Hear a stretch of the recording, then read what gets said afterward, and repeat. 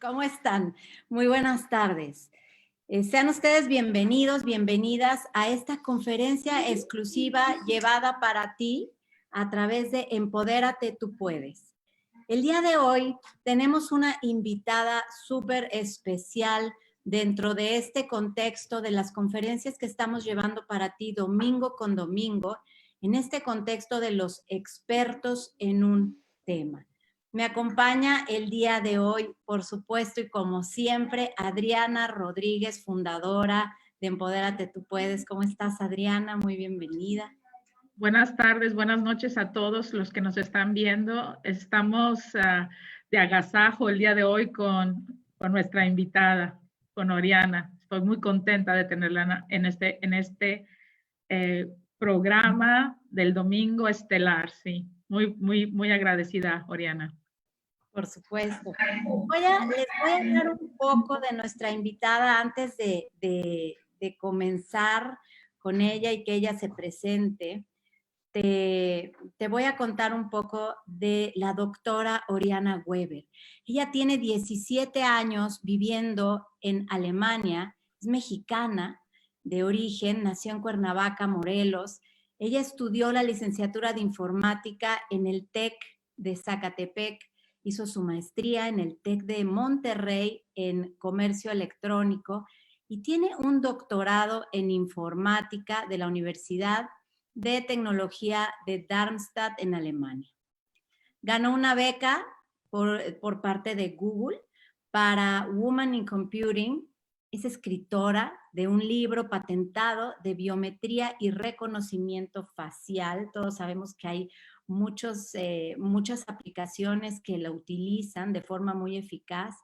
Escritos oficiales técnicos en seguridad informática. Es miembro de ALAPSI, la Asociación Latinoamericana de Profesionales de Seguridad e Informática, y el día de hoy viene a hablarnos de un tema muy interesante y de vanguardia que a todos nos compete en este momento, y es la evolución de las tecnologías de información en el ámbito laboral y personal. Actualmente trabaja en One Identity, que es una multinacional de seguridad cibernética y access management.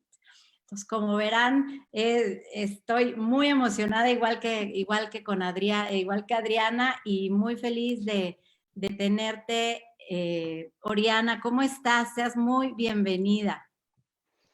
Ay, muchas gracias. Al contrario, la que agradece soy yo. Muchísimas gracias por la invitación. Es un gran honor para mí. Con Adriana, ella sabe que para mí siempre es un privilegio. La verdad me siento privilegiada de hablar en español. Me encanta tenerle esta oportunidad y bueno, muchísimas gracias. Espero que esta charla les resulte interesante y espero no aburrirlos. Claro que no, ¿cómo vas a aburrirnos con este súper tema, mujer? Adriana, eso espero. Pues si te parece bien, me gustaría arrancar. Ya esta va a ser como la conferencia que tuvimos el domingo anterior. Va a ser una conversación rica en contenido, hablando también con la persona, además de con la profesional, pero lo más importante es que ella nos va a dar su visión desde su expertise del momento que vivimos hoy. Y yo quisiera, para arrancar, Oriana, preguntarte, ¿por qué escogiste este tema del que nos vas a hablar el día de hoy? Sí, gracias. Bueno, cuando recibí la invitación, yo estuve pensando, bueno, qué tema estará bien, que sea interesante y bueno, también procuro disfrutarlo, ¿no? Que me apasione a mí también. Entonces, yo he seguido y porque también lo he vivido, la evolución de las tecnologías de la información en estos dos ámbitos, en el laboral y el personal. Y había tenido la inquietud de hacer algo al respecto, ¿no? No sé, de plasmar las ideas y demás. Y bueno, Adriana, con esa maravillosa iniciativa que tiene con este grupo de Empodérate Tú Puedes, bueno, impulsar a todas aquellas personas que tienen las mismas inquietudes que ella, creo, bueno, creí que era el momento perfecto para poder plasmar todas esos, pues, experiencias, conocimientos, datos que yo he encontrado a lo largo de mi trayectoria profesional y pues con mucho gusto se les voy a compartir. Sí. Increíble. ¿Y cómo te describirías a ti misma, Oriana? Ya ves que hablo yo de también para poder conocer un poco más de ti y hablar con la mujer. ¿Cómo te describirías a ti como profesional, como mujer?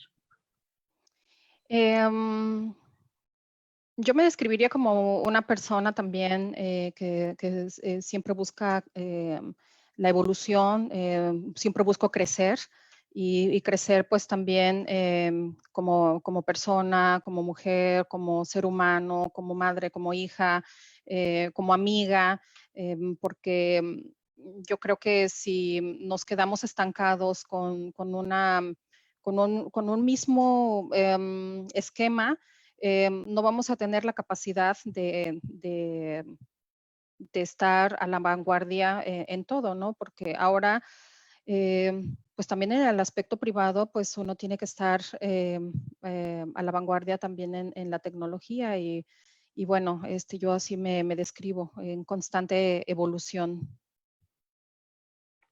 Claro, y constante capacitación, que es Así es, la sí, tecnología, la característica que tiene primordialmente es que está en muy cierto. constante cambio. Y si tú no estás en la punta de lanza constantemente conociendo todo lo que hay y sobre todo en este tema, todos los ataques de los que puede ser blanco, es importante que esté uno de verdad en la punta de la lanza.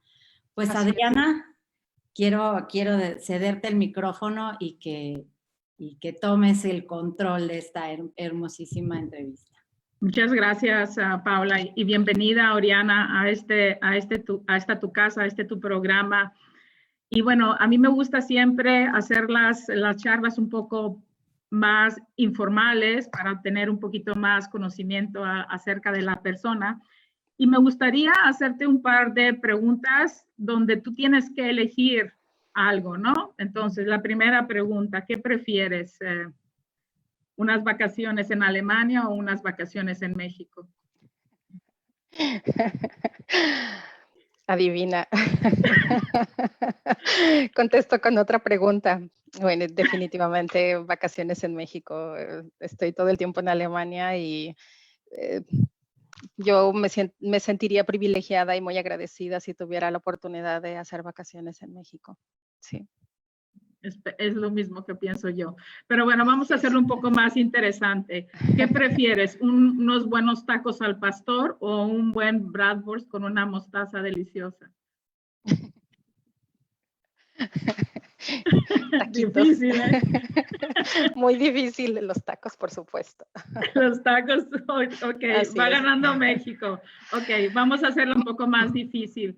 Entonces, ¿eres un líder analítico o eres un líder intuitivo? Ay, esa pregunta no es como los tacos. No. Creo que intuitivo. ¿Intuitivo? Sí. ¿Seguro? Pues es que es muy complicado, depende mucho de la situación, ¿no? Obviamente, como por mi perfil técnico, debo ser analítica, ¿no? Pero si se Exacto. trata de lidiar con personas directamente, bueno, tendría yo que ser también intuitiva. Sí, Y pero ¿cuál es el que más utilizas en tu día a día? en mi día En a el día, trabajo. analítico, definitivamente. Ok.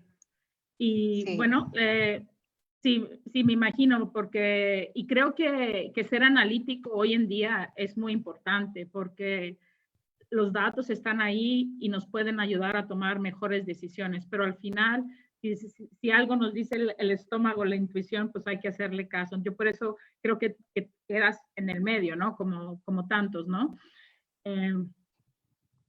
Una otra pregunta, ¿qué más, te gusta más la biometría o la inteligencia artificial y el crecimiento de la inteligencia artificial, porque biometría también es parte de la inteligencia artificial. ¿Cómo te ves en ese punto? Sí, bueno, con biometría hace mucho tiempo que no, desde hace casi 13 años, desde que me titulé, no he vuelto a trabajar. Y fíjate que es muy curioso porque precisamente el viernes tuve una entrevista, me la hizo un chico que está haciendo su máster con reconocimiento facial. Entonces, él estaba recopilando datos de gente que haya trabajado con biometría, ¿no? Entonces, hicimos un análisis de cómo era digamos que la situación o el estado de la biometría hace 13 años, que fue cuando yo estuve trabajando, o fue cuando terminé mi tesis, y la situación de ahora. Y es muy interesante porque precisamente la biometría ha dado un salto impresionante y el reconocimiento facial en los últimos 10 años y muy curioso, ¿eh? No habíamos hablado de esto, pero sí tengo un slide que les voy a mostrar más tarde acerca precisamente de esto. Y la inteligencia artificial, en especial las redes neuronales y lo que es la computación cuántica, está muy involucrado actualmente con la biometría y el reconocimiento facial. Actualmente no son mis campos de trabajo ni de aprendizaje. Me parece algo muy interesante. Bueno, lo leo así muy superficial, no tan a detalle, porque pues mi especialidad ahora es en Identity and Access Management, pero definitivamente son temas que sí han evolucionado y van de la mano. Ok. Te voy a hacer una última pregunta antes de que hagas tu presentación. Y más que todo te la voy a hacer como una reflexión, ¿sí? El impacto de las tecnologías en el ser humano y en el medio ambiente, ¿cómo lo observas hoy en día? Sí, es un tema muy profundo. Bueno, los dos son temas muy profundos también. Es muy curioso. Como si leyeras el pensamiento, Adriana, qué bárbara. Tengo también ese tema también lo voy a hablar porque sí es algo que estamos viviendo constantemente, ¿no? En los años 90, en los años 80, realmente solo científicos que trabajaban en centros de investigación en computación eran los que tenían acceso a este tipo de tecnologías. Y actualmente, si lo vemos, hasta un niño de 5 años, 6 años tiene la capacidad y la facilidad de accesar a un teléfono celular, a una tablet y se puede conectar al mundo y muchos niños lo hacen ya de una forma intuitiva, como si ya lo conocieran desde hace mucho, ¿no? Exacto. Ese es un impacto, lo que yo veo, no soy socióloga, pero lo que yo veo es que sí hay un impacto social bastante fuerte y bueno, del medio ambiente ni se diga, ¿no? Esto también lo voy a mencionar, hay algunas tierras raras, algunos elementos químicos que se encuentran en la tierra, muchos son muy escasos en el mundo y pues lamentablemente entre más fácil y amigables sean las tecnologías para nosotros los seres humanos, más estamos dañando a nuestra tierra. Entonces, y esto es bueno como consecuencia de la evolución de las tecnologías de la información. Esto lo voy a mencionar, es un tema muy profundo. Yo no lo voy no lo voy a mencionar tan profundamente porque, bueno, creo que hay gente que es experta en la materia. La chica que estuvo la semana pasada que habló del medio ambiente y demás, yo creo que a lo mejor en el futuro podríamos hacerlo entre las dos, pero yo pues es nada más mi humilde punto de vista y lo que yo veo y los datos que yo he tenido en mis manos, lo que les voy a compartir, ¿no? Pero sí son temas bastante profundos y vamos a ver qué es cómo ha influido esto durante la evolución de las tecnologías de información en estos dos ámbitos, ¿no? En el ser humano y en el medio ambiente. Sí. Bueno, pues qué bonita tema escogiste, la verdad, porque es un tema de vanguardia, es un tema complicado, como hemos hablado, la sustentabilidad y todas las cosas y los beneficios que nos trae al ser humano y el impacto que le estamos haciendo al medio ambiente. Entonces te dejo para que hagas esta presentación y después quisiera regresar a hacerte un par de preguntas más de nuestra audiencia junto con Paula y otras preguntas más que tengo para ti al final de tu charla. Pues muchísimas gracias por estar aquí, Oriana. Y bueno, creo que vas a compartir la pantalla. Así Paula. es. Sí. Sí, sí, me das la autorización, Paula, por favor. Yo voy a hacer el mute para que tengas toda la atención para ti, Oriana. Sí. A ver, Gracias. Revisar si ya A ver. Ah, muy bien, perfecto.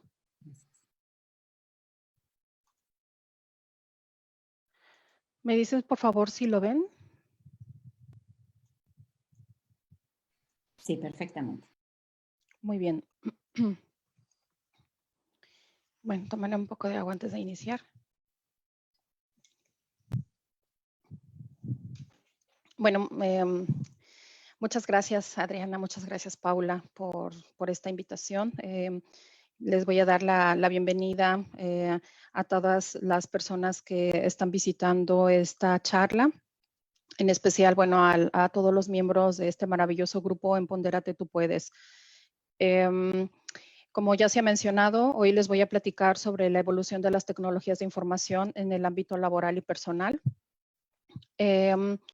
Me he dado a la tarea de crear una agenda sobre los temas que les quiero presentar y bueno, son 4 temas principales los que les voy a mencionar.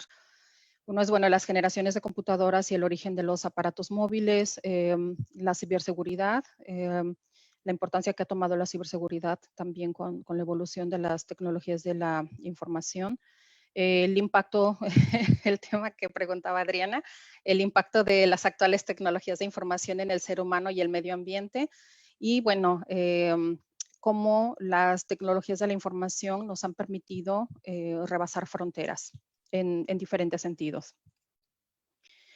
Les voy a contar un poquito de historia sobre las diferentes generaciones de computadoras. Vamos a ir viendo cómo a través del tiempo las computadoras y bueno, las tecnologías de información han reducido el tamaño y inversamente proporcional han acelerado también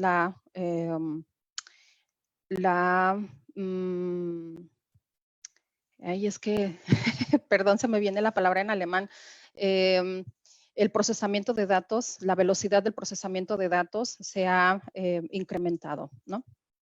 Entonces, en la primera generación de computadoras que se define de 1939 a 1957, miren, estos datos yo les voy a pedir que permanezcan escépticos en cuanto a los años porque hay diferentes autores que las clasifican de diferentes formas y las generaciones de computadoras también hay autores que las dividen en 6 generaciones y hay autores que las dividen en 5 generaciones.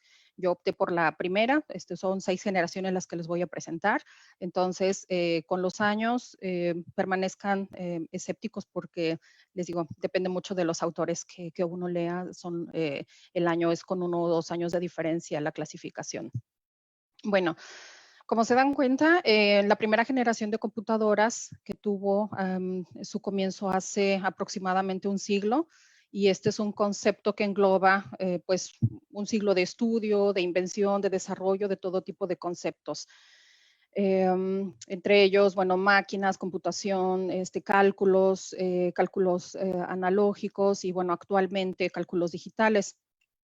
Esta generación tuvo la primera generación de computadoras la característica de que los cálculos se hacían de una forma semi-manual y eran de tamaño muy inmenso. Como ustedes pueden ver, esta computadora es un ejemplo de la primera generación y se llamó la ENIAC, que fue una computadora que se utilizó durante la Segunda Guerra Mundial.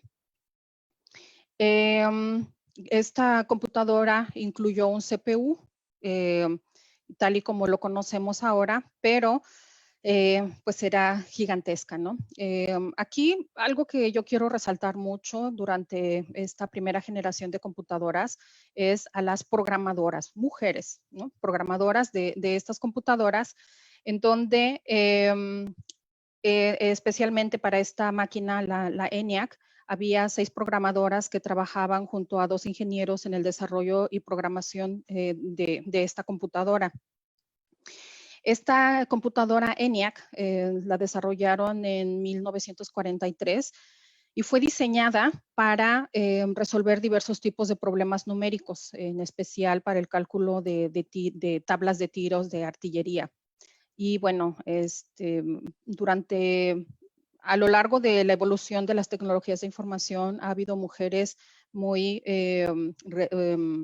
que han hecho grandes aportaciones y que, bueno, a varias post-mortem se les ha dado el crédito. Una de ellas es, por ejemplo, durante la segunda generación de computadoras de 1958 a 1964, la señora que ella era una militar, Grace Hooper, ella trabajó con una computadora, la Mark I. La Mark I fue también una de las computadoras que se desarrollaron entre la primera y segunda generación, pero esta señora Grace Hooper lo que hizo fue que creó el primer compilador. ¿Qué es un compilador? Un compilador, lo voy a decir de una forma muy sencilla, un compilador es, digamos, un intérprete o un traductor del lenguaje máquina, ¿sí? O del lenguaje de usuario al lenguaje máquina. Grace Hooper fue la precursora de lo que conocemos como el lenguaje de programación que se llama COBOL, y sigue siendo utilizado actualmente. Y bueno, Grace Hooper es uno de los casos que yo les comentaba que post-mortem recibió el crédito por toda su colaboración que ella dio en el ámbito computacional, y fue el presidente Barack Obama el que le hizo ese reconocimiento post-mortem. Bueno, como ustedes se dan cuenta, si vemos la primera generación de computadoras, después de que ocupaban un espacio bastante grande, que era prácticamente un sótano, que era el lugar más frío, y trabajaba con bulbos. En la segunda generación, bueno, las computadoras, esta computadora, digamos que es la consola de programación, y bueno, también ocupaba un sótano, pero no era tan grande como las primeras computadoras. En la tercera generación de computadoras, nosotros podemos apreciar que esta generación ya se parece un poquito más a lo que nosotros conocemos como las computadoras personales. Durante esta generación, que abarca los años de 1964 a 1971, durante la diferencia que tuvieron esas computadoras es que empezaron a utilizar los circuitos de pastillas de silicio. Estas son las pastillas o los famosos chips y transistores que dieron origen al primer microprocesador. La empresa Intel fue la primera que creó un microprocesador. Y bueno, la empresa IBM fue la que creó una de las primeras computadoras. Digamos, computadoras personales. ¿Qué fue lo que aportaron estas máquinas o esta generación de computadoras? Bueno, se aumentó la fiabilidad, la flexibilidad en el teleproceso, se hizo uso de periféricos, o sea, los periféricos son el diferente tipo de hardware que se conecta, o sea, hardware es, por ejemplo, ahora, ¿no? En aquel tiempo no, pero ahora es una impresora, un mouse o todos aquellos aparatos que se conectan a la computadora es lo que se conocen como periféricos. Y bueno, los cálculos también se pudieron hacer de una forma más veloz. Y bueno, con estas computadoras fue donde se hizo con esta serie de computadoras fue la que se hizo el cálculo de pi, ese famoso cálculo del número pi, con 500,000 decimales, que para aquellos tiempos, pues bueno, fue un gran logro de la computación. En la cuarta generación de computadoras estamos hablando, bueno, aquí hay que hacer una gran diferencia. Nosotros hablamos de tecnologías de información y esto abarca diferentes tipos de computadoras. Abarca las computadoras de uso comercial y las computadoras de uso militar, ¿sí? En el uso militar siempre ha estado a la vanguardia, en el uso militar y científico, ¿no? Siempre ha estado a la vanguardia, y en el uso comercial va como un poco desfasado. Entonces, en la evolución de estas generaciones de computadoras, nosotros hablamos de las computadoras grandes o las supercomputadoras, y hablamos también de las computadoras comerciales. Y posteriormente, que ya es en la generación que estamos usando, hablaremos de las computadoras personales o los dispositivos de telecomunicaciones. Entonces, en la cuarta generación de computadoras, pues ya se crearon más computadoras. Una de ellas fue la Cray número 1, que fue la primera supercomputadora que tenía una capacidad de cómputo superior a todo lo imaginado hasta esa fecha, hasta esa época. Y la primera computadora, digamos, portátil fue la computadora Programa 101 de Olivetti, que a esta computadora tampoco se le ha dado el crédito que se merece, porque gracias a esta computadora fue que se pudo hacer el lanzamiento del Apolo 11, que fue el primer cohete que llegó a la Luna. Entonces, y eso fue gracias a esta computadora tan pequeña que se ve aquí, que es la Programa 101 de Olivetti. Ya después, bueno, apareció Apple, y bueno, empieza la historia, ¿no? de la guerra entre, entre Apple y Microsoft. La primera computadora que creó Microsoft fue la Altair 8800, que fue con la primera que empezó a trabajar Bill Gates. En la quinta generación de computadoras, este ha sido un tema bastante controversial. También es un tema muy político, la famosa quinta generación de computadoras. ¿Por qué? Bueno, resulta que Japón en 1981 dio a conocer un megaproyecto que era patrocinado por el gobierno japonés y diferentes empresas japonesas, en donde ellos decidieron entrar a la vanguardia, digamos, a la guerra de la computación, en donde ellos querían, o bueno, lo que hicieron fue crear la quinta generación de computadoras. Y así se llamó ese proyecto, la quinta generación. Entonces, paralelo a este proyecto de Japón, pues se fueron creando también o fueron evolucionando las computadoras personales y las otras computadoras comerciales, digamos que en Estados Unidos. Entonces teníamos dentro de esta carrera, dentro de esta competencia, teníamos Estados Unidos y a Japón en esa competencia por la tecnología. Lo interesante es que estas computadoras que creó Japón de quinta generación permitían la programación lógica, y esta programación lógica es la precursora de la inteligencia artificial. Es por ello que Japón está actualmente a la vanguardia en la robótica y en la inteligencia artificial, porque ellos desde 1981 han estado creando máquinas que tienen una velocidad de procesamiento y trabajan mucho con las redes neuronales, con la inteligencia artificial y la programación lógica, ¿sí? Entonces, en la quinta generación de computadoras, esto también se inició digamos, el Internet, ya el uso más, más común de Internet, que fue cuando se empezó a utilizar también el famoso módem, ¿no? Si recuerdan el módem, bueno, este es un meme que yo me encontré y me pareció muy divertido, porque pues sí, los niños, la gente joven que no sabe todo lo que hay detrás, ellos con un clic o con un dedazo, digamos, ya tienen en sus manos el mundo, ¿no? Y antes, pues nosotros que no somos de estas nuevas generaciones, pues nos tocaba esperar los minutos o los segundos que necesitara nuestro módem para conectarse.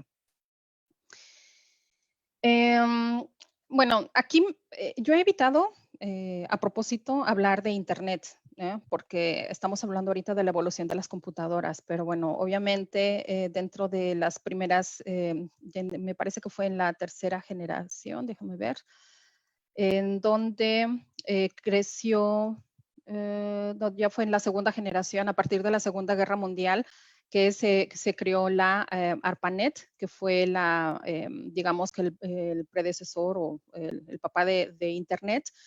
Y con ARPANET, que fue la primera red que interconectaba diferentes ciudades, fue de origen militar, y ya posteriormente se liberó para uso comercial y bueno, actualmente para uso en las casas, ¿no? Dentro de la quinta generación de computadoras, que es lo que les comentaba, esta quinta generación que les estoy mostrando ahora es la paralela a la quinta generación que mostró Japón o que inició Japón. Y en esta quinta generación, pues tenemos las primeras computadoras portátiles, y una fue la primera laptop fue creada por Osborne Computing. Osborne Computer Corporation en 1981. Este señor Osborne tenía una librería una librería y una editorial donde él editaba libros técnicos de computación, y bueno, se le ocurrió, con todo ese conocimiento que él tenía, porque él mismo era el que editaba los libros, con ese conocimiento que él tenía, él creó esta primera computadora. Y bueno, 5 años después, una computadora muy semejante fue creada por IBM, que se llamó la PC Convertible. En la sexta generación de computadoras, estamos hablando que a partir del año 2000 ya se reconoce. Para algunos, bueno, ustedes van a encontrar que esta sexta generación no existe. Algunos autores la niegan porque no reconocen, sobre todo como fue un proyecto muy ambicioso de Japón, donde los científicos japoneses se cerraron al mundo occidental. Ellos producían cualquier cantidad de artículos técnicos y demás. Entonces, los científicos de Occidente, bueno, estamos hablando de los científicos de Estados Unidos, se pusieron de acuerdo para boicotear esa famosa quinta generación, y bueno, no la reconocen, ¿sí? Entonces, si consideramos, bueno, ambas generaciones de computadoras, estamos hablando que actualmente y a partir del año 2000 se inició la sexta generación de computadoras, que es la que estamos viviendo actualmente. Se dice que la séptima generación de computadoras está a punto de liberarse. Todavía no se sabe para cuándo, pero bueno, dejemos o quedémonos con la idea de que esta sexta generación sigue vigente. ¿Qué es lo que pasa con la sexta generación de computadoras? Bueno, el cambio ha sido bastante drástico en todo lo que ha sucedido en cuanto a la evolución de la generación de computadoras. ¿Por qué? Porque estamos hablando de que han evolucionado no nada más el hardware, no nada más la velocidad de procesamiento, sino también ha evolucionado el software que se utiliza, la facilidad de utilizar el software en diferentes tipos de dispositivos, porque también, bueno, esto lo voy a hablar aparte porque merece también un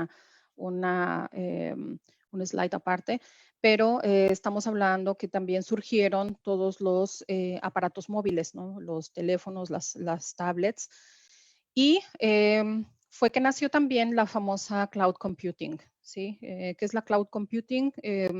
Estamos hablando que la cloud computing son servidores que se encuentran en otro lugar físico a la computadora con la que uno trabaja, y ahí se almacena la información, y el acceso a esa información se hace a través de Internet, ¿sí? Es así como yo lo definiría de una forma muy sencilla, para no meternos con protocolos de comunicación ni cifrados, ni criptografía, etcétera. Así lo vamos a dejar así. Entonces vemos que aquí, déjenme, les voy a poner. En el cloud computing tenemos, bueno, los cómputos, los cálculos que se hacen, tenemos el almacenamiento de datos, tenemos el monitoreo de datos, el contenido, por ejemplo, si ustedes accesan a noticias en Internet, normalmente toda esa información, todos esos datos están contenidos en servidores remotos, ¿sí? Y es donde manejan o donde almacenan el contenido. Y bueno, esta es mi área de especialidad, el identity. Y el identity es la autentificación o la aceptación de los accesos a los diferentes infraestructuras que se encuentran en la nube o en Internet. La nube, la famosa cloud, la utilizamos también para comunicación. En este caso, lo que nosotros estamos haciendo es a través de Zoom, que probablemente es uno de los servidores. Se encuentra, no sé, en Estados Unidos o en Europa, lo accesamos y estamos teniendo también esa comunicación. Las bases de datos, por ejemplo, si ustedes entran a un sitio de Microsoft o a un sitio del banco, ahí es donde se encuentran todos los datos de cuentas bancarias o de sus transacciones, ¿sí? Que también están almacenadas en la nube. Y bueno, decir la nube es se llama la nube porque, bueno, es una cantidad inmensa de servidores, pero realmente lo que estamos hablando en la nube son servidores que se encuentran físicamente en otro lugar y bueno, en un lugar geográfico diferente, ¿sí? Y bueno, entonces hablamos de 3 capas que hay dentro del cloud computing, que son las aplicaciones, que son las plataformas y la infraestructura. Y la infraestructura es, bueno, las computadoras, la computación, el almacenamiento de datos en bloque y las redes. En las plataformas, bueno, tenemos los objetos, las identificaciones, el runtime es la respuesta que tienen estas aplicaciones al momento de que son llamadas o de que son accesadas. Y en este caso, bueno, estamos diciendo que es en tiempo real porque la transmisión que estamos haciendo en este momento está sucediendo ahora en este momento, ¿sí? Por eso se llama en tiempo real. Y está también en espera, que son las transmisiones que se hacen de una forma desfasada. Y bueno, las aplicaciones ya habíamos comentado, las de monitoreo, contenido, colaboración, comunicación y las de finanzas. Y los accesos a la nube se hacen a través de desktops, o sea, las computadoras personales, de servidores o de laptops o de teléfonos. Aquí si yo pudiera obtener datos de quienes nos están visitando, sería genial si pudieran contestar desde qué aparato ustedes están accesando a esta plática. Me interesaría muchísimo saber si se están conectando desde un teléfono celular, desde una tablet o desde un servidor. Entonces, comenten por favor aquí en la página de Facebook, donde se está transmitiendo esta charla, con qué se están conectando. Ya me va a interesar mucho sacar por aquí un poquito de estadísticas. Gracias.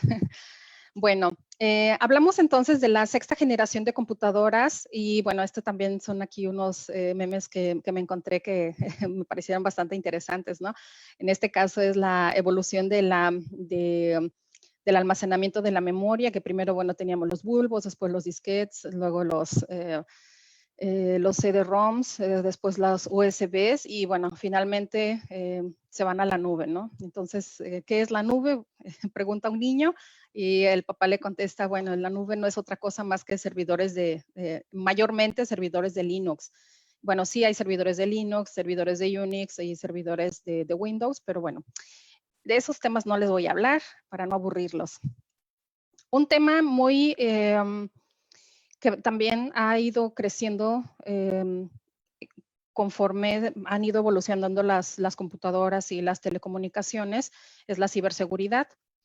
Tenemos que la ciberseguridad se define como un cubo, ¿sí? Este cubo es el cubo de John McComber, y él definió que la ciberseguridad tiene tres dimensiones, ¿sí? Que es los principios de la seguridad, las contramedidas y el estado de la información. Los principios de seguridad son la confidencialidad, integridad, disponibilidad. La confidencialidad es qué tan protegida está mi información. La integridad es qué tan completa o qué tan íntegra está mi información y qué tan disponible está, ¿no?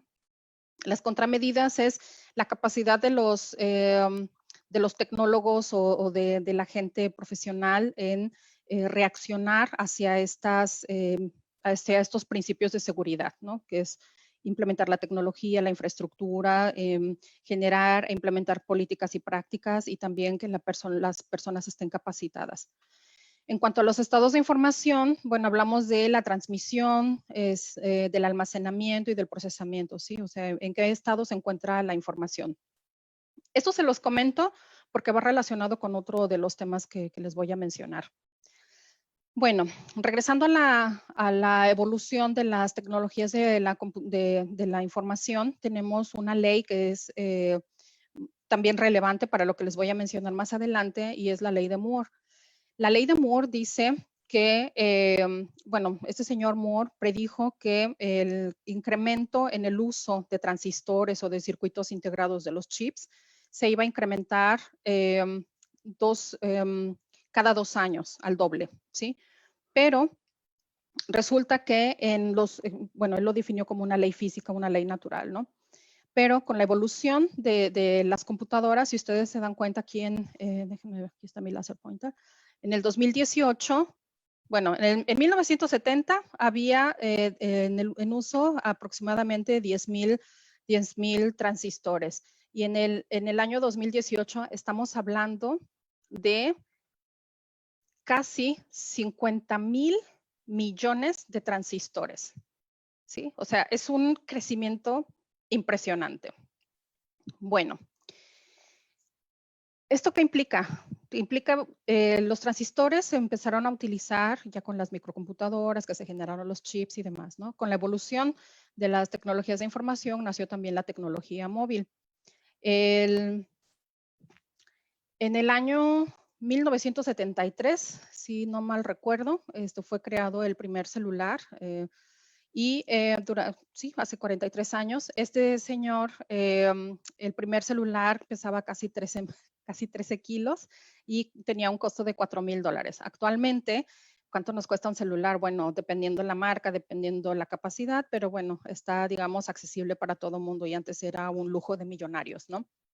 Actualmente, estos datos son súper recientes. En el año 2020 tenemos, hay un uso de telefonía celular, o de telefonía móvil, de 4,780 millones de celulares en todo el mundo, ¿sí? Y esto, si lo comparamos con la población mundial actualmente, que está aproximadamente, pues también varían los autores dependiendo de dónde se consulten los datos, pero más o menos está entre 7,648 y 7,700 millones de habitantes en el mundo. Pues vemos que es, o sea, por cada 2 personas una de ellas está utilizando celular, ¿sí? ¿Qué es lo que ha pasado con la tecnología móvil? Bueno, un celular ha venido a sustituir muchos aparatos, aparatos electrónicos, muchas computadoras, y bueno, ahora en un teléfono celular tenemos una cámara, podemos ver televisión, podemos ver videos, podemos hacer cualquier cantidad de cosas. Y bueno, este es otro meme que me encontré, que me encantó. A mí me encantaban los supersónicos. Y bueno, en Los Supersónicos es una serie de caricaturas animadas para los jovencitos o jovencitas. Esta serie nació en 1962 y en aquel tiempo, bueno, ya los supersónicos tenían la visión o la predicción. Bueno, ellos vivían en el año 2062, o sea, todavía nos faltan unos 30 años o más para llegar a las predicciones de los supersónicos, pero en aquel tiempo se tenía la visión de que iba a haber clases en línea o ya tenían videollamadas, ya se trabajaba desde casa, podían hacer videoconsultas. Y bueno, esto a mi gusto va muy de la mano con la evolución de la tecnología móvil, ¿no? Que todas esas predicciones que se han hecho, muchas de ellas han rebasado incluso a la ciencia ficción. Bueno, ¿cuál es el impacto que ha tenido las tecnologías de la información en el ser humano? Pues bueno, se han utilizado, aquí les voy a leer unas cuantas estadísticas. Se dice que el 78% de las personas que están activas laboralmente, 78% tiene un teléfono inteligente, un 9% utiliza los teléfonos de reloj, el 54% tienen tablets y el 7% tiene todos, ¿no? Tiene todos estos gadgets. ¿Qué más? Bueno, esto es algo que a mí me impresionó bastante. Estos datos son del año 2017, si no mal recuerdo. Son de un estudio que hizo Deloitte. Y el 93% de las personas, lo primero que hacen al levantarse dentro de las primeras 3 horas cuando se despiertan es ver su celular. El 93%. Entonces, aquí viene una pregunta otra vez que me encantaría mucho que la gente participara, bueno, todos los asistentes y que nos contesten. Si ustedes pertenecen a ese grupo de gente que utilizan su teléfono dentro de las primeras 3 horas después de que se despiertan. Eso sería súper interesante para mí saberlo, porque bueno, yo pues sí, lo reconozco, yo pertenezco también a ese grupo. Una de las primeras cosas que hago, además de ver la hora, es pues sí ver mi celular, a ver de qué me perdí mientras dormía, ¿no? Es que esto me hizo reflexionar mucho el buscar esta información. Bueno, entonces estas estadísticas se las voy a dejar en la presentación. Veo que me tengo que apurar para no pasarme del tiempo. ¿Qué más? Bueno, otro de los impactos más grandes que ha tenido el uso de las tecnologías de la información y, bueno, en especial el celular, es el pago electrónico, ¿no? Que utilizamos el celular como si fuera una cartera o monedero electrónico. Aunado a esto, pues bueno, vemos, esta me la voy a pasar, les voy a platicar de esto. Vemos que las redes de telecomunicación también han evolucionado. En los años 80 era la primera generación, 90 es la segunda, la tercera, etcétera, ¿no? Y ahorita estamos llegando a la 5G. La 5G ha sido un tema bastante controversial porque el objetivo que tiene esta 5G es instalar antenas de comunicación en diferentes puntos de ciudades, de pueblos, de países y crear una especie, perdón, es que ando buscando mi laser pointer. Crear una especie de red como esta, si ustedes pueden ver, lo que haría esa red de 5G es que con esos puntos de conexión van a crear una especie de malla electrónica, de malla de señales de microondas.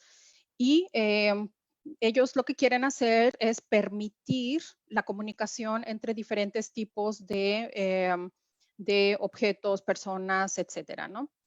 Y bueno, esto ha sido un tema bastante controversial porque hay gente y bueno, también hay estudios que demuestran que esa red de microondas tiene un impacto bastante grande, no nada más en la salud del ser humano, sino en los ecosistemas y también en los animales. Y esto ha generado bastantes protestas. Bueno, hay muchas teorías, ¿no? Se dice que, que se generó esta situación del virus, del coronavirus, precisamente para distraer a la gente y que no siguieran protestando por la 5G. Entonces, mientras nosotros estamos aquí enajenados leyendo información sobre el COVID y cuántos muertos hay, que no sabemos si es verdad o mentira, se están instalando estas redes, ¿sí? Entonces, en muchos lugares, en muchos países, en especial, por ejemplo, en Bélgica, en Suiza, Suiza dijo definitivamente no y detuvo toda esa instalación. Pero bueno, como les dije en un principio, no me crean a mí, ustedes investiguen, yo solo les doy los datos que yo me encontré y los comparto con mucho gusto. ¿Qué es lo que se dice de esta 5G? Se dice que la 5G va a tener un impacto, bueno, como ustedes saben, nuestra Tierra es un ser viviente, ¿sí? Y este señor Nikolai Tesla descubrió, lo que se conoce actualmente como la resonancia de Schumann. A Tesla nadie le hizo caso porque fue un revolucionario para su época, pero este señor investigador alemán, Schumann, se dedicó a investigar esa teoría de Tesla de lo que es la resonancia de Schumann y pudo calcular que la Tierra vibra a una frecuencia de 7,83 Hz. Entonces, existe la teoría de que con la creación de esa red de 5G va a tener un impacto muy fuerte en la resonancia, en la vibración de la Tierra. Y esto significa que, bueno, la Tierra va a tener un impacto más fuerte en todo su ecosistema y en toda su vida. Yo les quise mostrar estas gráficas de las capas de la Tierra porque va también muy relacionada con lo que viene siguiente. En estas capas de la Tierra, en las diferentes capas, se encuentran los minerales, las tierras raras y también el petróleo, ¿sí? Que todo esto nos da el origen de los elementos que se utilizan para la creación de un teléfono inteligente.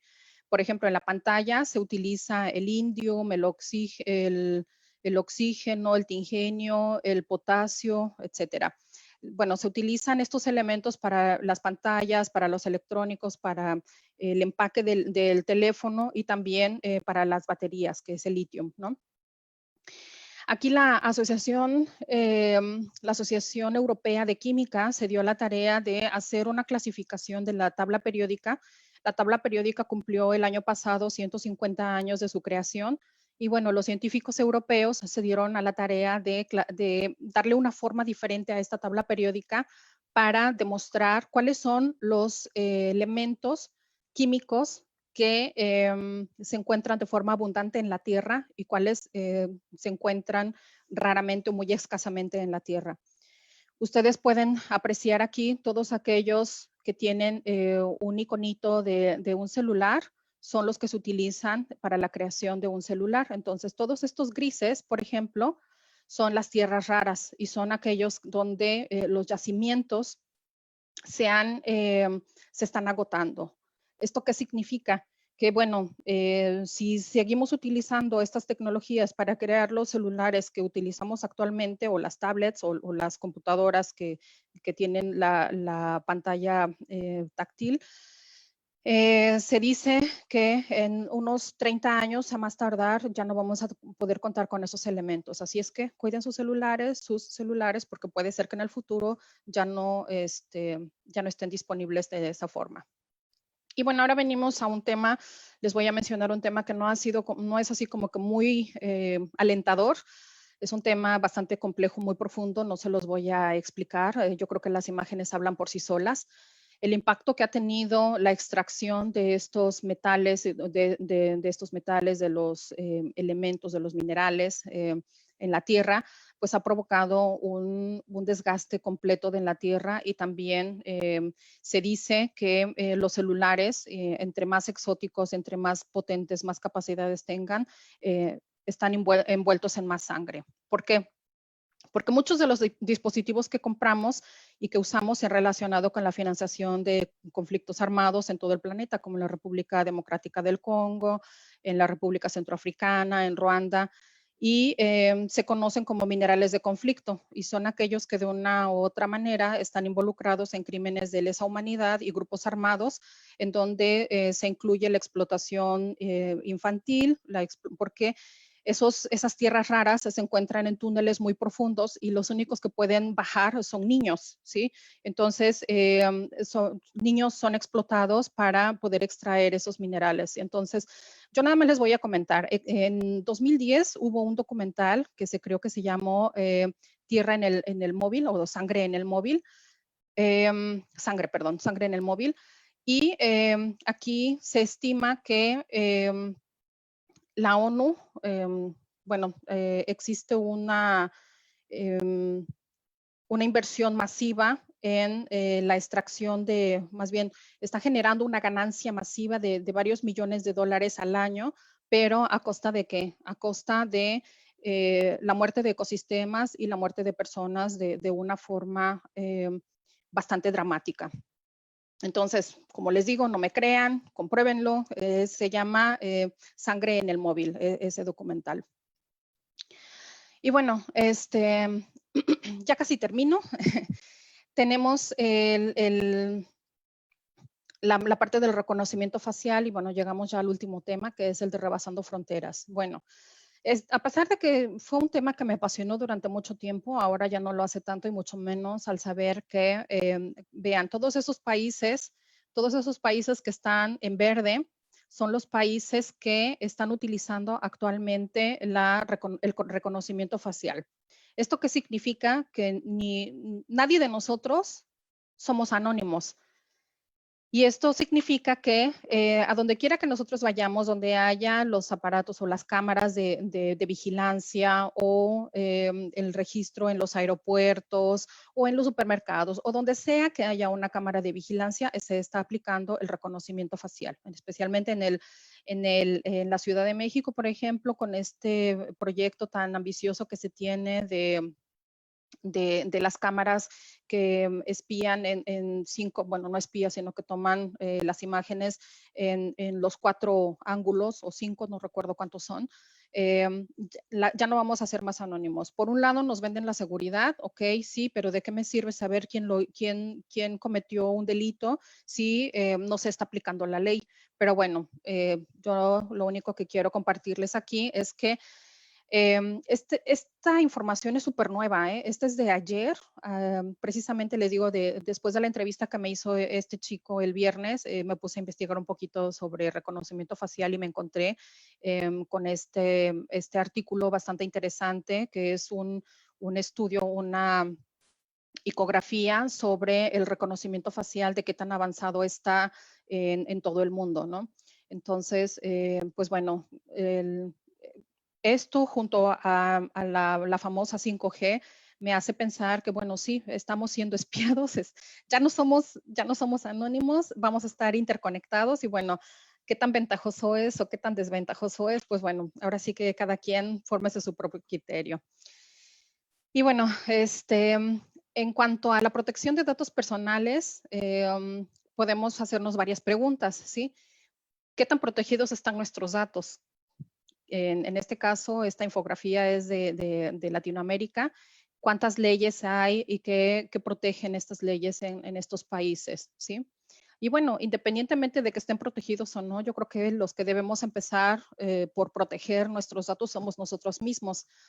Y esto es de, bueno, ver qué hacemos o qué le damos a conocer a nuestros aparatos o a nuestros teléfonos móviles o a las computadoras, qué datos son los que introducimos y sobre todo qué datos son los que dejamos recordar. A veces nosotros decimos, ay, pues, ay, no me quiero estar aprendiendo todos los passwords, ay, pues que los almacene en mi teléfono, ¿no? Entonces ya sabes que entras a la app y ya está conectado.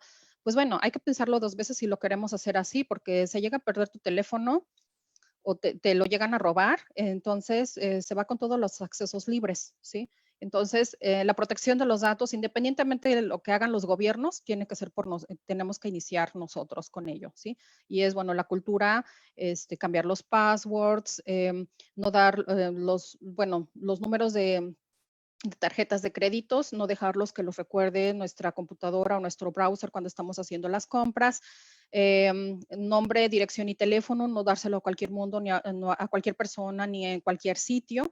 Y bueno, estas son unas de las medidas de seguridad que yo les quiero compartir para que no formemos parte de las estadísticas del cibercrimen. Del cibercrimen no les voy a hablar porque esto merecería una charla aparte, hay muchísima información al respecto. Y bueno, ¿qué otras fronteras hemos rebasado con las tecnologías de información? La conexión. Yo estoy fascinada con todo el avance que ha habido con las tecnologías. Era impensable, así como en los supersónicos, ¿no? Que poder hacer estas teleconferencias, hacer tantos eventos, tantas reuniones sociales ahora con esta pandemia y bueno, que estamos obligados a trabajar desde casa o a reunirnos desde casa, ha sido muy gratificante. Y bueno, esto es una de las ventajas que han ofrecido las tecnologías de información. Y bueno, ya para concluir, yo les quiero dejar estas imágenes de nuestro planeta, que no olvidemos lo hermoso que es nuestro planeta y que, bueno, procuremos en la medida de lo posible colaborar para que nuestro planeta Tierra siga conservándose como lo es. Y bueno, una primera medida que hay que hacer, o bueno, que yo sugeriría, es reducir el uso o el cambio constante de teléfonos celulares o de telefonía móvil, ¿sí? Si nosotros conservamos nuestro teléfono por lo menos 5 o 6 años, con eso que hagamos, con que dejemos un poquito a nuestro lado el ego, nuestro ego, con que lo dejemos un poquito al lado y no tengamos el último teléfono, ya estamos haciendo algo maravilloso por nuestra tierra, simplemente con esa medida. Bueno, me quiero despedir con una frase que me encantó, que es de este señor, es un psiquiatra, Luis Rojas Marcos, quizá lo hayan leído. Luis Rojas Marcos es el exdirector de los Servicios de Salud Mental de Nueva York y bueno, a él le hicieron una pregunta en una conferencia, en un congreso de Internet. Y le dijeron, bueno, ¿usted qué piensa de los jóvenes? ¿Usted cree que esta feria de Internet es como una nueva liturgia? Y él dijo, pues por supuesto, es una liturgia y es gracias a la tecnología. Y le preguntaron, bueno, ¿usted para qué es, qué le parece a Internet, no? Y él opinó, Internet es positivo porque nos une, nos conecta, incluso a las personas mayores. El estar conectados nos prolonga la vida y no solamente añade años a la vida, sino vida a los años. Y también él le preguntaban qué era lo que él pensaba, ¿no? Sobre Internet y las tecnologías de información. Y él decía, bueno, hace 200 años, ¿quién se hubiera imaginado que podía volar o ver la televisión? Yo les pregunto a ustedes qué se imaginan? ¿Cómo ven la tecnología en el futuro? Pues a mí realmente no me extrañaría que dentro de unas décadas existan cosas que hoy se consideran como ciencia ficción o inimaginables. Por ejemplo, que la Tierra se regenere, que no necesitemos destruirla para vivir bien. Imagínense que tengamos tecnologías tan avanzadas que podamos comunicarnos a través del pensamiento o que podamos teletransportarnos. Si alguien ha visto la película, por ejemplo, de Jumper, se la súper recomiendo, que es un chico que puede teletransportarse. Y bueno, realmente, independientemente de que yo me gusta mucho la tecnología, pues también amo mucho la naturaleza y amo a la tierra. Y sí, para mí ha sido muy impactante ver cómo se ha estado destruyendo. Pero bueno, a mí me gustaría muchísimo que valoremos nuestro planeta y que nuestras nuevas tecnologías de comunicación y procesamiento de datos se desarrollen con respeto a las personas, respeto a nuestro derecho de la privacidad y también con respeto al medio ambiente y a nuestra tierra y bueno, también con respeto a nuestro universo. Con esta conclusión, yo les agradezco muchísimo a Adriana, a Paula y al grupo de Empodérate Tú Puedes por la invitación. Muchas gracias por la oportunidad de compartirles esto. Pues tenemos todavía preguntas para ti, Oriana, así es que no le cuelgues. Claro. Nomás hay que quitar la presentación para que te la podamos hacer. Claro que ¿Puedes sí. quitar la presentación? Sí. Déjame ver. Gracias. He perdido mi mouse. Y si no, que nos escuches Ahí nada está. más. Ya Bueno, lo terminé. perfecto. Bueno, Sí. primero que nada, muchísimas gracias por esta presentación tan completa desde sus inicios a lo que está sucediendo el día de hoy.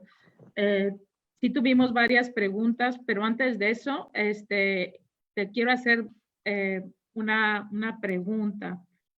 Si tú fueras la próxima Merkel en Alemania, Uy. uy, una preguntota. ¿Cómo Sí. sería la visión del futuro para Oriana? ¿Cómo verías al mundo, Oriana, si tú tuvieras ese poder que se te otorgaría si tú fueras un Pues Merkel? sí, bueno, es una pregunta bastante compleja porque, bueno, por el sistema democrático que tiene Alemania, no es una autocracia. Aquí uno de los primeros verbos que yo aprendí en Alemania, y lo aprendí, digamos, a gritos y sombrerazos y con buenas y malas experiencias, y esto fue ponerse de acuerdo. Abstimmen se llama. Y esto significa que aunque yo quisiera cambiar el mundo o tener una influencia en Alemania, no lo podría hacer porque hay muchos proyectos que están en lista de espera. Aquí en Alemania, proyectos sociales, proyectos del medio ambiente, proyectos de construcción, tardan a veces 10, 15, 20 años en autorizarse. Entonces, eh, nada más por dar un ejemplo, en la ciudad de Stuttgart se hizo la planeación durante 20 años para la construcción o la adaptación de la estación del tren. Y bueno, ya llevan otros 10 años peleando los ecologistas para que esto no se haga. Entonces, es muy difícil. Alemania es un país donde hay una democracia que se vive en todos los niveles y en todos los aspectos políticos y sociales. Y bueno, mi única influencia en caso de que yo lo fuera, que bueno, son unos zapatos bastante grandes, la verdad. Yo respeto y admiro mucho a esta señora. Sí, por eso la Este, pregunté. sí. Em, mi única influencia o el requisito que yo pondría es que todos los proyectos que se fomenten, o que se vayan a iniciar o demás, que sean armónicos o que vayan compatibles con el medio ambiente, que respeten el medio ambiente. Perfecto, eso me imaginé que ibas a decir y me encanta esa respuesta. Bueno, y ahora sí te hago la siguiente presidente o la primera mujer presidente de México. ¿Qué harías con esa misma pregunta?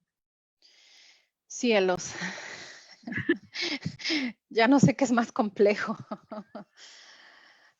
Es que es muy complicado. Bueno, si una mujer llega a ser presidenta en México, quiere decir que el machismo se hizo a un lado. Eso ya sería una muy buena señal.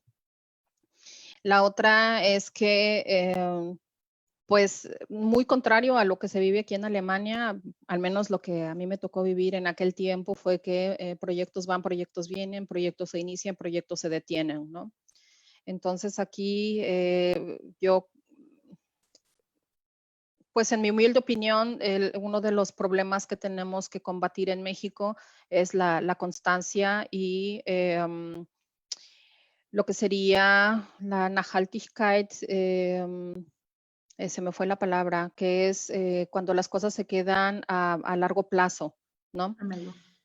Sí, entonces lo que se tendría que hacer en México es pues un cambio de pensamiento bastante profundo en donde todos veamos los beneficios y las inversiones a largo plazo, que no sean proyectos de un sexenio o de un periodo de gobierno, nada más para salir bien en la foto y para que se hable bonito de mí, sino que tengan un impacto a largo plazo y que se respete, porque creo que es el respeto es uno de los valores que nos hace falta en el mundo en esta época.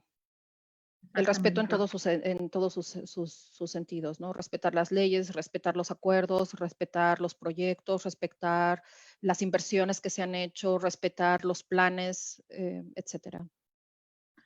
Bueno, a mí me gustaría, ¿qué le recomendarías a un joven en Latinoamérica? Porque la mayoría de nuestros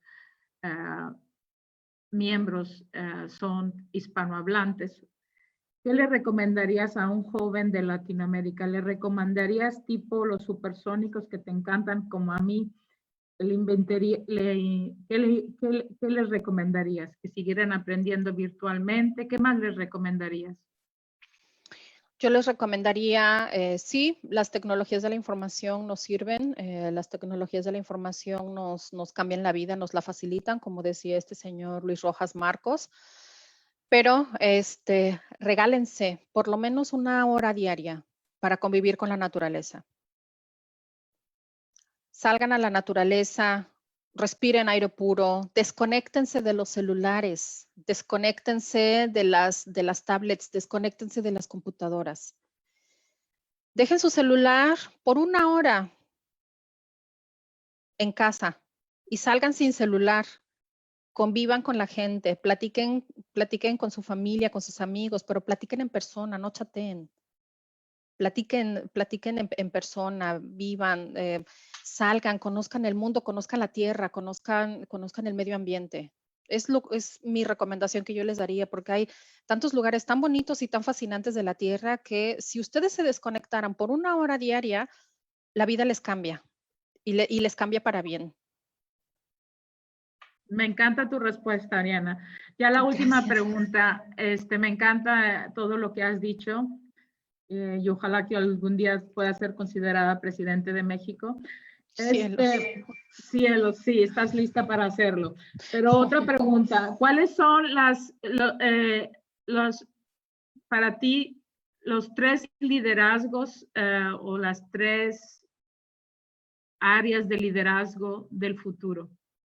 ¿Qué les recomiendas a los jóvenes latinos, a la mujer latinoamericana, a la mujer en todo el mundo? ¿Cuáles son esos liderazgos, esos puntos claves que tenemos que hay que estar poniendo en ese enfoque? Desde tu perspectiva, claro está, con todo Sí, lo que nos has contado. bueno, desde mi punto de vista, los liderazgos o los puntos en donde se tiene que trabajar el liderazgo, en donde yo veo que es necesario para ahora y para el futuro, es en considerar a las personas como tales, ¿sí? Pues lamentablemente somos números, en los datos somos números, tenemos un número de usuario, tenemos un número de cliente, tenemos un número de seguridad social, etcétera. Somos números, pero no. Líderes somos personas, no somos números, ¿sí? Y Entonces, las horas de trabajo son 8 horas.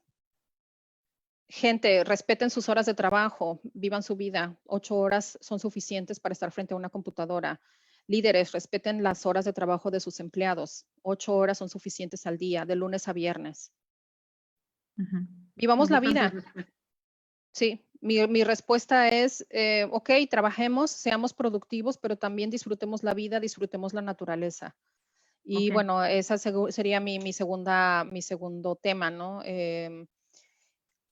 Todos los proyectos que se hagan, que sean compatibles al medio ambiente, compatibles a las personas. Yo sé que en estas épocas, pues lidiamos con 2 tipos de corrientes, ¿sí? Las corrientes netamente capitalistas, que no les importa ni el medio ambiente ni las personas, lo único que les importa es producir, ganar, tener dinero. Pero por otro lado tenemos a las corrientes humanistas, las corrientes sociales, las corrientes ecológicas. Y bueno, si encontráramos un balance entre ambas, porque bueno, obviamente si no hay ventas, si no hay negocio, pues no hay mucha forma de vivir. Pero si pudiéramos encontrar ese balance entre el capitalismo y la ecología y la ética, yo creo que nuestra sociedad y nuestro mundo pudiera ser más llevadero. Oriana, me encantan tus respuestas y qué bueno que estás diciendo eso. Estoy escuchando empatía, estoy escuchando balance entre el trabajo y nuestra persona y estoy escuchando balance entre nuestro mundo y la naturaleza. Fabulosas respuestas y nos encantan esas respuestas también con tu último comentario, porque nosotros aquí en Empodérate Tú Puedes estamos pensando que el empoderamiento social, el impacto social y la sustentabilidad son cosas que tienen que ser los nuevos fundamentos para el futuro de los jóvenes, de los emprendedores, de la gente de las multinacionales. Y bueno, te quiero agradecer por toda esta hermosa presentación y ya quiero pasarle el micrófono a Paula para saber si hay alguna pregunta del público y si no, para que Paula nos haga ya el final y la conclusión de esta reunión. Gracias, Oriana, te lo agradecemos Gracias. mucho. Gracias. Gracias, Adriana. Pues ha habido muchísima participación en el chat. Tenemos mucha gente interesada en esta temática. Y una de las preguntas que hacen aquí es me parece, la que más nos preguntamos todos en este momento, que va en relación a la implementación del 5G, ¿no? Bien decías que esta forma empática en que hoy tendríamos que estar viendo al planeta, en donde tenemos que beneficiarnos de todos los avances tecnológicos, ciertamente porque nos permiten tener pues una economía y una comunicación totalmente distinta, diversa y abundante, pero mucho a costa de todos los recursos que bien debemos saber que sin ellos pues no podríamos sobrevivir y tenemos que implementar este pensamiento, le llamo yo un pensamiento infinito, ¿no? A largo plazo, como dices, que los proyectos tanto gubernamentales como empresariales no solo sean que subsanen intereses económicos de un grupo en particular, sino que tengan una visión de largo plazo y a favor de toda la humanidad y las generaciones por venir. Entonces, una de las preguntas que me parece que es la más trascendente es qué se puede hacer para evitar la implementación del 5G, o si siquiera esto es posible, o es pensable, o en determinado momento si inevitablemente va a suceder. ¿Qué medidas se toman en una situación como esta? Sí, miren, es una situación bastante compleja porque hay muchos intereses de por medio. Y bueno, con mi respuesta, yo no quiero ser alborotadora social, pero tenemos que buscar la forma, por ejemplo, en el caso de México y de Latinoamérica, las protestas ya son pan de cada día. Ya no tienen el efecto que lo tenían antes o el efecto que tienen aquí en Europa. Por ejemplo, en Suiza hubo protestas masivas, en Bélgica también, y la gente logró detener esos proyectos, ¿sí? De la 5G.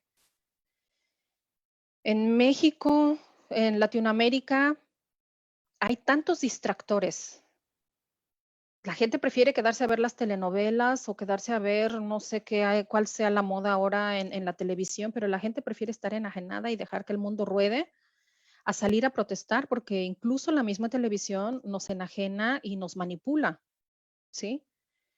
Hay niños que lo primero que aprenden a la primera palabra que aprenden es televisión o es Coca-Cola o a decir o lo que sea, ¿no? Pero es desconectarnos y la unión hace la fuerza. Yo no sé ahora, la verdad es que ya, pues ya son tantos años que yo no vivo en México. Yo no sé cuál sea la medida, la mejor medida para oponerse a esta 5G. Sería pues cuestión de organizarse y planear una estrategia porque lamentablemente las protestas son el pan de cada día y a veces hay protestas y contraprotestas organizadas por los que se perjudicarían con esas protestas en muchas ocasiones o con gente molesta que les están impidiendo el paso y habría que ver de qué manera se puede hacer esto, ¿no?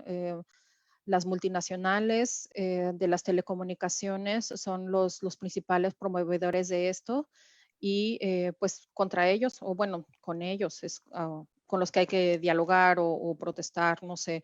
La verdad es que yo soy muy cuidadosa en esto porque no quiero, yo soy enemiga de la violencia, no me gusta incitar a ningún tipo de violencia.